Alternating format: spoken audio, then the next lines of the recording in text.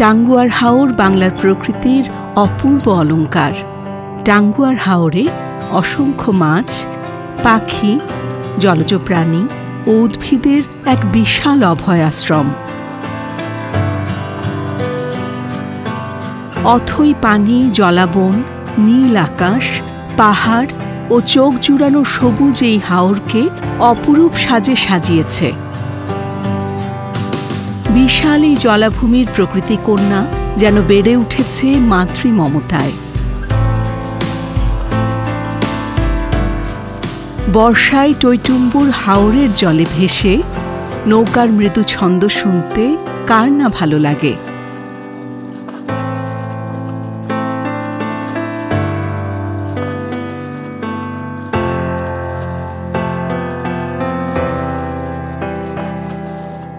সারি সারি হিজল, করজ শোভিত পাখিদের কলকাকলিতে সদা মুখরিত টাঙ্গুয়ার হাওর।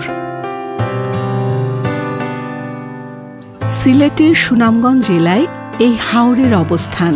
মেঘালয় পর্বত থেকে নেমে আসা প্রায় ৩০টি ছোট বড় ঝর্ণা বা ছড়া টাঙ্গুয়ার হাওরে এসে মিশেছে। পানি, গাছগাছালি, নৌকা আর দূরের পাহাড় সবই যেন হারিয়ে যায় এক রহস্যময় আবরণে। প্রতিটি মৌসুমে হাওর তার নিজস্ব রূপের পরিবর্তন করে। শীতকালে যেন এক অনন্য মায়াবী রূপ ধরা পড়ে।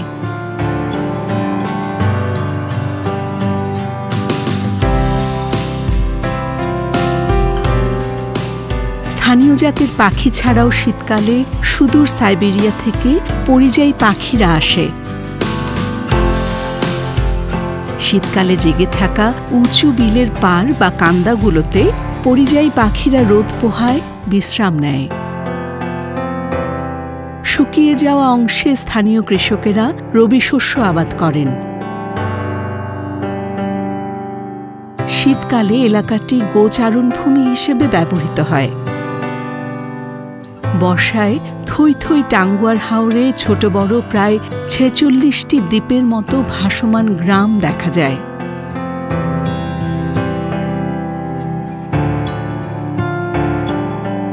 ডুবন্ত পানিতে গাছে গাছে ঝুলে থাকা হিজল ফুলের সৌন্দর্য পর্যটকদের মুগ্ধ করে।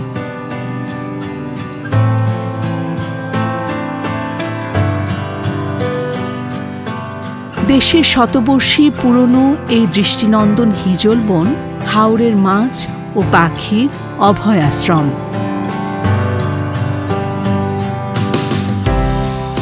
টাঙ্গুয়ার হাওরের উদ্ভিদ বৈচিত্র্যের মধ্যে রয়েছে হিজল, করজ, বরুণ, পানিফল, নলখাগড়া, কলমি, হেলেঞ্চা, শালুক, শাপলা সহ আরও অন্যান্য উদ্ভিদ।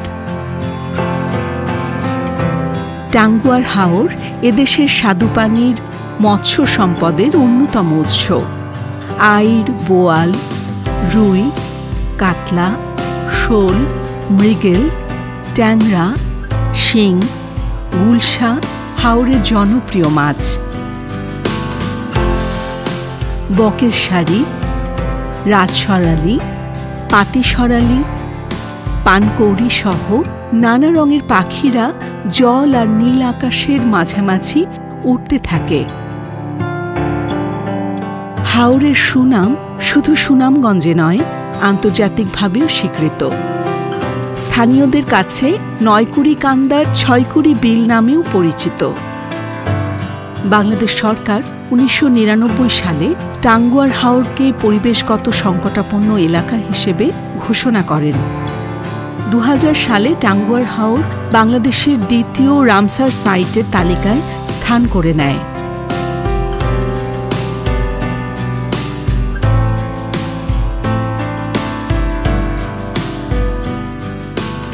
অদূরে মেঘালয়ের পাহাড়, ঝর্ণা থেকে নেমে আসা স্বচ্ছ পানি, মৃদুমন্দ ঢেউ, অগণিত পাখির কলতান পর্যটকদের মন ভুলিয়ে দেয়।